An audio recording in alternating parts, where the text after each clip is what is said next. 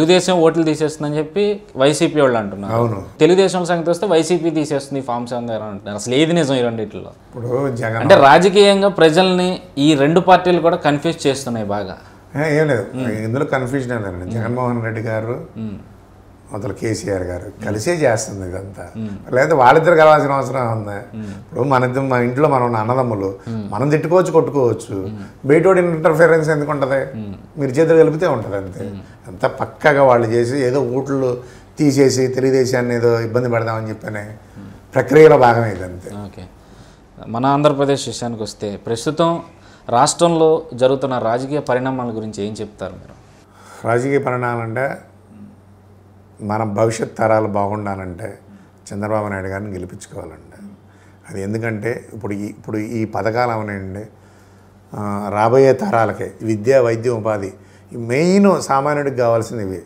సామాన్యుడి దగ్గర నుంచి ఎవరికైనా సరే విద్య, వైద్యం, ఉపాధి ఈ రంగాల్లో చాలా అద్భుతంగా ఇప్పుడు కియా మోటార్స్ దగ్గర నుంచి రీసెంట్గా ఇక్కడ తీసుకున్నా కానీ ఎస్ఆర్ఎం, విట్టు, ఇవన్నీ యూనివర్సిటీలన్నీ మనకున్న అది చంద్రబాబు నాయుడు గారి వల్లే ఆయన అంటే నమ్మకం ఉందని వస్తారనేది నా నమ్మకం. అది వీటిని బేస్ చేసుకొని ఇంకా మునుముందు ఎలా ఉంటుంది దాన్ని ఆలోచించి ఇది చేసుకోవాలి, బాగుంటుంది మునుముందు. అంటే మీరు చూశారు తెలుగుదేశం అధికారంలో ఉన్నప్పుడు చూశారు, ప్రతిపక్షంలోనూ ఉన్నప్పుడు చూశారు.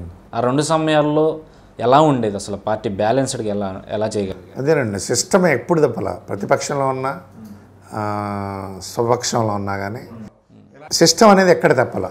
ఆ రోజు ఏదో ఆయన నర్వస్ అయిపోయి అంత ఆ రోజు ఎవరన్నా పార్టీ క్రమశిక్షణలో ఏమన్నా హద్దులు దాటినా ఊరుకోవటం ఇలాంటి ఎప్పుడు ఏం చేయలేదు. అది అప్పుడు ఎలా ఉందో అందులో సిస్టమ్కి ఏం మార్పు లేదు. అది మంగళగిరి విషయానికి వస్తే ఒకప్పుడు అభివృద్ధి ఎలా జరిగింది, ఇప్పుడు ఆల్రెడీ చూసుకుంటే ఇక్కడ ప్రతిపక్ష నాయకులు, ప్రతిపక్ష పార్టీకి సంబంధించిన ఆళ్ళ రామకృష్ణారెడ్డి గారు అధికారంలో ఉన్నారు. ఇప్పుడు ఎలా జరుగుతుంది? ఎన్ని అవరోధాలు అంటే రాజధాని విషయంలో ఆయన అవరోధం కల్పించారు, కోర్టులు వేయటం అనండి, అవి కానీ ఇవి కానీ ఎన్ని కల్పించినా కానీ అభివృద్ధి అనేది ఆగలేదండి. కాకపోతే చెప్తున్నా కదా, జనాభా శాతం ఎక్కువ పెరిగింది, కొంచెం విస్తరణకే ఇప్పుడు సమయం కొంచెం లేదు కాబట్టి ఎలక్షన్ దగ్గరికి వచ్చినాయి కాబట్టి అదే కానీ అన్ని పథకాలు కానివ్వండి, వాళ్ళకి వెళ్ళే కానివ్వండి అన్నీ సక్రమంగా జరుగుతున్నాయి. రామకృష్ణారెడ్డి గారు ఫస్ట్ నుంచి మీరు చూసుకుందా ప్రతి దాంట్లో ఆయన అంటే ఆయన కోర్టు అంటే జనరల్గా వైసీపీకి కోర్టు కొంచెం ఇష్టం అండి. ఆ భాగంలో కొంచెం అవరోధాలు ఎక్కువ ఉన్నా సరే దాన్ని అధిగమించే ముందుకెళ్తున్నారు. అంటే ఆయన క్రియాశీలంగా వ్యవహరించారు ఇక్కడ అభివృద్ధిలో ప్రస్తుత ఎమ్మెల్యే గారు.